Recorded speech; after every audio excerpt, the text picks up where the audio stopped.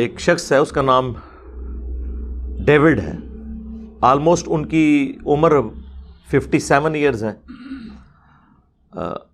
ان کا ہارٹ جو ہے وہ آلموسٹ ایکسپائری کے قریب تھا.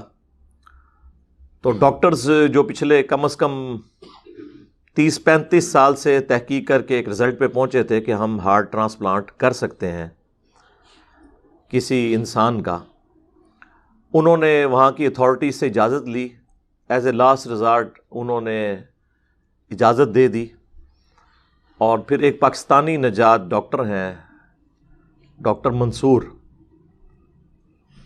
اس وقت تو خیر امریکہ میں، اور صرف ان کی کنٹریبیوشن نہیں ہے، باقی جتنے لوگ بھی اس ریسرچ میں انوالو ہیں ان کی ٹیم، انہوں نے سکسیسفلی ایک پگ یعنی خنزیر کا جو دل ہے وہ ہیومن باڈی کے اندر ٹرانسپلانٹ کر دیا. منوان وہی نہیں ہے بلکہ اس کے اندر کچھ جینیٹک انہوں نے موڈیفیکیشنز کی ہیں، کیونکہ انسان کا ایک اپنا امیونٹی سسٹم ہے. انسان میں آپ اس کے جسم میں کوئی بھی ایسی چیز داخل کریں جو جسم کا حصہ نہیں ہے تو جسم اس کے خلاف لڑتا ہے، ریئیکٹ کرتا ہے. یہی وجہ ہے کہ اگر امیونٹی سسٹم انسان کا اسٹرانگ ہو تو کئی بیماریوں کو بغیر دوا کے ہی شکست ہو جاتی ہے. اور اکثر جو وائرل ڈیزیزز ہیں ان کو تو شکست ہی ہمارا جسم دیتا ہے، کیونکہ وائرس کا تو ایسا سچ کوئی علاج نہیں ہے. تو وہ انسان کے اندر اینٹی باڈیز پیدا ہوتی ہیں، امیونٹی سسٹم کی وجہ سے وہ اسے شکست دیتی ہیں اور بالآخر انسان جو ہے وہ ریکور کر جاتا ہے. تو اب اگر ایک پگ کا دل نکال کر ایک انسان کے اندر اگر ٹرانسپلانٹ کیا جائے گا تو ظاہر انسان کا جسم تو اسے قبول نہیں کرے گا، تو سیکنڈز کے اندر بندے کی ڈیتھ ہو سکتی ہے. اسی چیز کو اوور کم کرنے کے لیے انہوں نے اس کے اندر جینیٹک تبدیلیاں کی. وہ ایک ڈیٹیل ٹاپک ہے، میرا خیال ہے عام لوگوں سے ریلیٹڈ نہیں، ورنہ میں اس کو بھی ڈسکس کر دیتا. بہرحال at the end of the day وہ کامیاب ہوئے، انہوں نے اس کا دل ٹرانسپلانٹ کر دیا خنزیر کا دل لگا کے، اور الحمدللہ ابھی تک تو وہ ٹھیک ہیں. ہم انہیں بھی نئی زندگی مبارک کہتے ہیں، اور ان ڈاکٹرز کو بھی کہ جنہوں نے میڈیکل ہسٹری کے اندر ایک اور بینچ مارک قائم کر دیا ہے، ایک مائل سٹون اچیو کیا ہے. مستقبل میں یہ ہزاروں لاکھوں لوگوں کی زندگیاں بچانے کا سبب بن سکتا ہے اگر یہ کامیاب ہو جائے انشاءاللہ تعالی. یہ بہت بڑی کنٹریبیوشن ہے ہیومینٹی کے لیے. اب ہم اس چیز کو اس لیے ڈسکس کر رہے ہیں کہ اس کا تعلق کسی نہ کسی درجے میں ریلیجن کے ساتھ بھی جڑا ہوا ہے. خصوصاً جب خنزیر کا نام آ جائے تو مسلمانوں کے کانوں میں سے ویسے ہی دھواں نکلنا شروع ہو جاتا ہے. ہمارے تو پنجاب کے کلچر میں مشہور ہے کہ کسی نے اپنی زبان کے اوپر یہ اگر لفظ بھی جاری کر دیا سور کا یا خنزیر کا تو وہ 40 دن تک جی زبان پلید رہتی ہے. اب انہیں یہ پتہ نہیں ہے کہ خنزیر کا لفظ قرآن میں بھی آیا ہے، اور جب آپ قرآن کی تلاوت کرتے ہوئے خنزیر کا لفظ پڑھ رہے ہوتے ہیں قرآن کے اندر تو ہر حرف کے بدلے آپ کو 10 نیکیاں بھی مل رہی ہوتی ہیں. تو زبان کہاں سے پلید ہوگی؟ یہ لاجیکلی آپ دیکھیں نا. تو سینسٹیو ایریا ہے، بڑے بڑے بے نمازی ہیں، شرابی ہیں، لیکن وہ فخر سے کہیں گے جی اتنے سال ہم یورپ میں رہے ہیں کبھی خنزیر کا گوشت نہیں کھایا، کدی نماز بھی نہیں پڑھی. ہاں، اس سے بڑا جرم جو ہے وہ نماز چھوڑنا تھا. تو خنزیر مسلمانوں کے لیے ایک سینسٹیو ایریا ہے. اچھا، خنزیر بھی انسانوں کی طرح اومنیورس ہے، یعنی گوشت خور بھی ہے اور سبزی خور بھی ہے. اور اس کا یہ جو آرگن ہے دل، یہ انسانی دل کے آلموسٹ قریب ہے، سوائے وہ چند ایک جینیٹک چیزوں کے جو انہوں نے اوور کم کی ہیں اوورال. اور صرف یہ دل نہیں، اس کے بعد اور کئی آرگنز بھی پگ کے انسان کو لگائے جا سکیں گے اگر یہ چیز انشاءاللہ تعالیٰ کامیاب ہوتی ہے مستقبل کے اندر. تو خنزیر کے ساتھ ہمارا سینسٹیو ایریا جڑا ہوا ہے، اور بات اپنی جگہ تو درست ہے. قرآن حکیم میں اللہ تعالیٰ نے کم از کم 4 مقامات کے اوپر خنزیر کے حوالے سے ڈسکشن کی ہے. سورۃ البقرہ کے اندر، سورۃ المائدہ کے اندر، سورۃ الانعام میں، سورۃ النحل میں. تو یہاں پر آ گیا کہ کیٹاسٹرافک کنڈیشن کے اندر آپ حرام چیز کو بھی استعمال کر سکتے ہیں. اس کا کلائمیکس تو سورۃ النحل میں آیا ہے کہ اگر زندگی موت کی کشمکش بن جائے اور کلمہ کفر بھی بکنا پڑ جائے جان بچانے کے لیے اور دل ایمان پر ٹھکا ہوا ہو تو اللہ تعالیٰ اس کے اوپر بھی گرفت نہیں فرمائے گا. تو یہاں پر واضح فتویٰ موجود ہے کہ آپ خنزیر کا گوشت زندگی موت کی کشمکش میں استعمال کر سکتے ہیں. تو میرے بھائی اگر خنزیر کا گوشت ڈائریکٹ کھایا جا سکتا ہے جان بچانے کے لیے تو اس کا آرگن بھی کسی کی جان بچانے کے لیے یوز کیا جا سکتا ہے. اب یہ اجتہاد کرنے کے لیے امام حنیفہ یا امام شافعی یا امام احمد بن حنبل یا امام مالک رحمہم اللہ اجمعین ان کو کوئی واٹس ایپ کال کرنے کی ضرورت نہیں ہے، نہ ان کے قبر پہ جا کے کوئی کشف القبور کرنے کی ضرورت ہے کہ حضرت اب آپ بتائیں. انہوں نے کیوں بتانا ہے؟ ہم نے بتانا ہے. ہم آج کے دور کے لوگ ہیں، ان کے دور کے تو یہ پرابلم ہی نہیں ہے. تو یہ واضح قرآن کا فتویٰ موجود ہے. کچھ لوگوں کے جو ہارٹ ٹرانسپلانٹ ہوئے ہیں تو ہارٹ ٹرانسپلانٹ ہونے کے بعد ان کی عادتیں یکسر بدل گئی ہیں، اور وہ عادتیں وہ والی ہو گئی ہیں کہ جن لوگوں کے دل انہیں لگائے گئے تھے. یعنی مرنے کے بعد بھی کچھ گھنٹے تک کے لیے اگر آپ دل کو یعنی ہائی اس کو چارج دے کے دوبارہ سے ایکٹیویٹ کر لیں، ظاہر ہے یہ نہیں کہ زندہ بندوں کے دل لگاتے ہیں، وہ مرے ہوئے بندوں کے کچھ دیر تک جس طرح آنکھیں ہیں، دل ہے، کچھ آرگن استعمال ہو سکتے ہیں مرنے کے بعد بھی اگر نکال کے انہیں فوراً پریزرو کر لیا جائے. تو ان کی عادتیں وہ ہو گئی ہیں. یہ یوٹیوب کے اوپر باقاعدہ ویڈیوز رکھی ہوئی ہیں. یعنی ایک بالکل انٹروورٹ قسم کا بندہ تھا، گم سم رہنے والا، اکیلا رہنے والا، نیا دل لگا اسے، وہ بڑا جناب ایکسٹروورٹ ہو گیا، اس نے جاگنگ شروع کر دی ہے، سائیکلنگ شروع کر دی ہے. جب انہوں نے چیک کیا تو وہ جس بندے کا دل لگا رہا ہے اس کے اندر وہ ساری عادتیں موجود تھی. تو اس سے لگتا ہے کہ یہ چیزیں بھی ٹرانسفر ہوتی ہیں. لیکن اس کی وجہ سے کوئی یہ نہ ہو کہ یہ کہنا شروع کر دے اب اگر کسی کو پگ کا لگ گیا تو پگ والی چیزیں نا اس میں آ جائیں. آ سکتی ہیں لیکن اس کے اوپر کنٹرول اللہ نے عقل کا رکھا ہوا ہے. وہ تو انسان جس ماحول میں رہے گا اس کو اڈاپٹ کر لے گا. اگر آپ یہ مان لیں کہ زبردستی ہو سکتا ہے، نہیں، اس کا دل کیا، اس نے کرنا شروع کیا. لیکن اگر کئی آتے نہیں بھی آئیں اور اگر اسے سمجھ آئی کہ یار یہ جو میرا دل تو کر رہا ہے لیکن اس کرنے میں مجھے عافیت نہیں، نقصان ہے، تو وہ کبھی بھی نہیں کرے گا. آپ بے شک جس کا مرضی دل لگا لیں. تو میرے نزدیک علت کا اشتراک یہ کہہ رہا ہے کہ ایک مسلمان کے لیے یہ جائز نہیں ہے، یعنی اس کے جواز کا فتویٰ نہیں دیا جا سکتا، ورنہ دین کی پوری حکمت جو ہے وہ علت سے غیر متعلق ہو جائے گی، اور الاحکام بالعلل وہ اس کے اوپر مبنی ہوتے ہیں.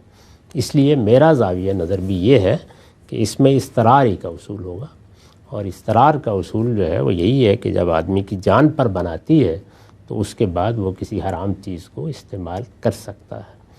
اگر حرام چیز کو استعمال کر سکتا ہے تو ظاہر ہے کہ اس طرح کے معاملات بھی ہو سکتے ہیں. اب جو اصل مسئلہ ہوا ہے اس کو لے لیجئے، یعنی سائنس کا کام ہے تحقیق کرنا، وہ تو ذرائع تلاش کرے گی. ڈاکٹروں کا کام یہ ہے کہ کوئی آدمی ان کے پاس اپنی جان بچانے کے لیے آتا ہے تو دوا دیں، وہ ڈاکٹر نے دے دی.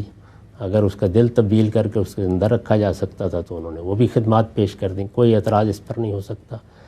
یہ سب کام کرانے والا کون ہے؟ اگر تو کام کرانے والا ہمارا عقیدہ رکھتا ہے، ہمارا نقطہ نظر رکھتا ہے، تو ظاہر ہے کہ پھر اس کو یہ سوچنا ہوگا کہ وہ اپنے باطن میں کیا چیز داخل کر رہا ہے، اپنے وجود میں کیا داخل کر رہا ہے. تو میرے نزدیک اس میں کہ ایک چیز غذا کے طور پر جائے اور میرا وجود بن جائے اور پورا کا پورا اس کو لے کر میں اپنے وجود کا حصہ بنا دوں، عقلی لحاظ سے کوئی فرق نہیں ہے. تو اس لیے میں تو اس کو استراری کے اصول پر کہوں گا، اور استرار کے لیے جو شرائط ہمارے دین میں بیان ہوئی ہیں وہ سب ملحوظ رکھنی پڑیں گی. اور میں نے عرض کر دیا کہ یہاں کوئی اعتراض اس لیے پیدا نہیں ہوتا کہ جس آدمی نے یہ لگوایا ہے وہ سور کھانے کو ویسے ہی بہت جائز سمجھتے ہیں. ڈاکٹر کا کام یہ ہے کہ جو آدمی اس کے پاس آیا ہے وہ بتائے گا کہ اس کو کیا چاہیے، وہ اپنی جان بچانا چاہتا ہے. اس کا کام یہی ہے کہ جان بچانے کے لیے جو بھی چیزیں طب جدید میں یا قدیم میں موجود ہوں ان کو پوری طرح سے استعمال کرے. میں اس کی جگہ اگر ہوں گا تو میں یہ پسند کروں گا کہ میں اپنے پروردگار کی بارگاہ میں حاضر ہو جاؤں، لیکن اس طرح کی کوئی چیز اپنے لیے اختیار نہیں کروں گا. کہ جس پہ اعتراض لوگوں کو کرنا چاہیے اس پہ تو اعتراض ہو نہیں رہا.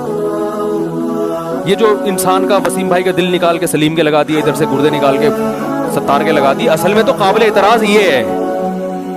انسانوں کی جو ٹرانسپلانٹیشن کا عمل ہو رہا ہے نا، آنکھیں ڈونیٹ کر دی، یہ تو بہت سے علماء نہیں مانتے اس کو، اور ہمیں بھی اس کے جائز ہونے پر ابھی تک اطمینان نہیں ہے. اس میں بہت بڑے بڑے فسادات ہیں، تو اس پر تو کوئی اعتراض نہیں کرتا. اور جانور جس کے قرآن مثالیں دے رہا ہے، اس کے حرام ہو کے بھی اس کے مجبوری میں حلال ہونے کی مثالیں دے رہا ہے, اور مثال بھی خنزیری کی دے رہا ہے جو سب سے بڑا نجس ہے. تو اس پہ لوگ ایک تماشا ہو گیا ہے کہ یار یہ تو بالکل ایک ناجائز ہو گیا اور یہ حرام ہو گیا اور یہ کیا ہو رہا ہے مسلمانوں کے ساتھ. تو خوب سمجھ لیں, ایک جگہ قرآن بیان کرتا ہے فی مخمصۃ, شدید بھوک میں کھا سکتے ہو, لیکن 3 جگہ قرآن بیان بھوک کا تذکرہ نہیں کر رہا. من اضطر, جو بھی مجبور ہو جائے گا. تو پتہ چلا کہ بھوک کے علاوہ بھی مجبوری ہو سکتی ہے. سمجھ میں آ رہی ہے بات؟ وہ مجبوری کیا ہے بھوک کے علاوہ؟ وہ علاج کی مجبوری بھی ہو سکتی ہے, کیونکہ جان بچانا صرف کھانا کھانے پر موقوف نہیں ہوتا. بھائی کھانا کھانے کی اجازت کیوں دی جا رہی ہے؟ اس لیے کہ اس سے جان بچتی ہے نا. تو اگر جان پھیپڑا لگانے سے بچ رہی ہے تو وہ بھی اسی میں داخل ہوگا. اس پر بعض لوگ یہ اشکال کرتے ہیں کہ جو قدیم فقہا تھے انہوں نے یہ بات باقاعدہ لکھی ہے کہ علاج کو بھوک پر قیاس نہیں کیا جائے گا, کھانے پر قیاس نہیں کیا جائے گا.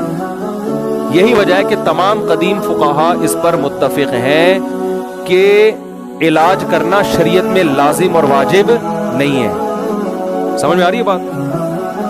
کھانا کھانا واجب ہے اگر آپ کو مرنے کا خطرہ ہو, علاج واجب نہیں ہے. مثال کے طور پہ کسی کو بخار ہوا, بیمار ہو گیا, وہ علاج نہیں کراتا, مر گیا, تمام فقہا لکھتے ہیں اس سے وہ گناہگار نہیں ہوگا. تو فقہا کی اس عبارت سے کوئی شخص یہ کہہ سکتا ہے کہ بھائی آپ قرآن ذکر کر رہے ہیں کھانا کھانے کا, آپ علاج کو کس پر قیاس کر رہے ہو؟ بھوک پہ, کھانے پر. تو فقہا یہ بیان کرتے ہیں دونوں میں فرق, کہ کھانا کھانا یہ زندگی بچانے کا یقینی سبب ہے اور نہ کھانا موت کا یقینی ذریعہ ہے, جبکہ علاج زندگی بچانے کا یقینی سبب نہیں ہے. بعض دفعہ علاج ہوتا ہے بندہ پھر بھی نہیں بچتا, اور بعض دفعہ علاج نہیں ہوتا پھر بھی بچ جاتا ہے. بات آ رہی ہے سمجھ میں؟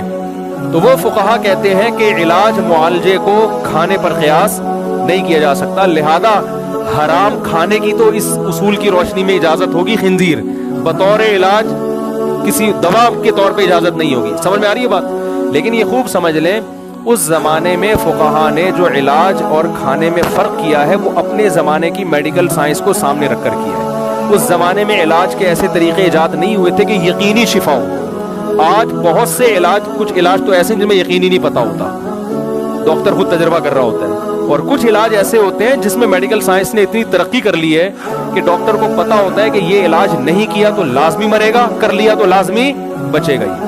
تو وہ اس زمانے میں فقہا نے اس زمانے کی میڈیکل سائنس کے لحاظ سے فتویٰ دیا ہے. 3 شرطیں علماء بیان کرتے ہیں. پہلی شرط یہ ہے کہ ڈاکٹر یہ کہے کہ حلال میں اس کا کوئی علاج, بولو نا, نہیں, اس کا آلٹرنیٹ حلال میں ہے ہی نہیں. اگر گائے کا دل لگ سکتا ہے تو پھر ہم خنزیر کے دل کی اجازت نہیں دیں گے. اگر بکری کا دل لگ سکتا ہے یا کسی اور حلال جانور کا لگ سکتا ہے تو پھر قطعاً اجازت نہیں ہوگی کہ خنزیر کا دل لگایا جائے. اور اگر کوئی ایسے جانور کا لگ سکتا ہے جس کے حلال حرام میں اختلاف ہے تو بھی اجازت نہیں ہوگی, اس لیے کہ جس میں اختلاف ہے وہ کم درجے کا حرام ہے اور جس میں اتفاق ہے وہ زیادہ درجے کا. تو خنزیر پہ تو ساری دنیا کا اتفاق ہے کہ یہ حرام ہے, یہ تو یہود و نصارہ بھی اس کو حرام مانتے ہیں. تو اگر ڈاکٹر یہ کہتا ہے کہ بھئی اس میں اس کا کوئی حلال آلٹرنیٹ ہمارے پاس نہیں ہے, ایک شرط. نمبر 2, ڈاکٹر یہ کہے کہ غالب گمان ہے یا یقین ہے کہ اس کی زندگی اس سے بچے گی. سمجھ رہے ہو؟ تیسری شرط یہ ہے کہ صرف بعض دفعہ یہ ہوتا ہے کہ جان تو بچ جائے گی لیکن شدید تکلیف میں ہوگا, یہ سخت اذیت میں ہوگا, تو ایسی صورت میں بھی اس حرام کی اجازت ہے. یہ نہیں ہے کہ تھوڑا سا آپ کو کھانسی ہو رہی ہے تو آپ نے خنزیر کے ٹیکے لگوا لیے جا کے نا اپنے, ناقابل برداشت تکلیف, تھوڑی بہت بیماری میں اجازت نہیں ہے اس کی. تو یہ 3 شرطوں کے ساتھ اس کی اجازت ہے, کیونکہ قرآن نے ایک جگہ بھوک کا تذکرہ کیا اور 3 جگہوں پہ قرآن نے بھوک کے بغیر مجبوری کا تذکرہ کیا. سمجھ میں آ رہی ہے بات؟ جہاں تک آپ کی بات ہے کہ اس کا پگ کا ہارٹ کو یوز کرنے کی بات ہے, تو اس میں جو بات یہ ہے کہ وہ جو آپ دل لگی کی بات کر رہے تھے, تو ایک مسلمان کو دل تو نہیں لگانا چاہیے اس نجس چیز کی طرف, مسلمان تو پاک ہوتا ہے. میں اس میں آپ کے لیے سوچ کے زاویے کے لیے ایک آیت کوٹ کرنا چاہوں گا کہ یا ایھا الرسول کلوا من الطیبات واعملوا صالحا, یعنی قرآن مجید میں کہا گیا کہ حلال پاکیزہ چیزیں کھاؤ اور نیک اعمال کرو. تو اس کا نیک اعمال کا بہت لنک ہے آپ کی ان پٹ کے ساتھ, جو چیز آپ کے اندر جا رہی ہے اس کے اندر سے آپ کا آؤٹ پٹ نکلے گا. تو جو غذا ہے جو وقتی طور پر جا رہی ہے اور وہ ویسٹ بھی ہو جاتی ہے, اس کا افیکٹ ہوتا ہے آپ کے ایکشنز پر, تو آپ کا جو ایک آرگن جو بن جائے گا, جو پارٹ اینڈ پارسل ہو جائے گا. اور اس کے علاوہ بھی آپ ایک بات دیکھیں, قرآن کریم میں بار بار فرمایا ان فی ذالک لذکر لمن کان لہ قلب، کہ نصیحت اس کو ملتی ہے جس کے پاس دل ہو.